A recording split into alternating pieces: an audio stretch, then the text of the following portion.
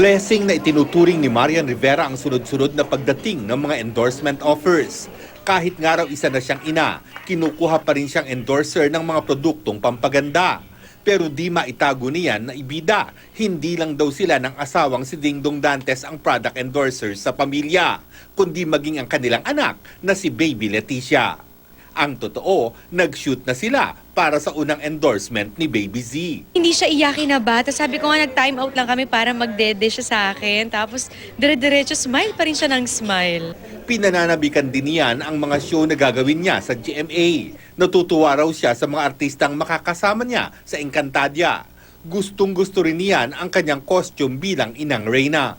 Actually, bago pa ilabas sa lahat yon, sinenda na ako ni Direk Mark na parang yan, eto yung gagawin. Ito yung costume na isusuot mo. Iba kapag costume yung suot mo, iba So, wala na, kaka-excite. Kaya excited ako na makatrabaho sila. Kasi, especially yung mga ibang cast, first time ko makakatrabaho.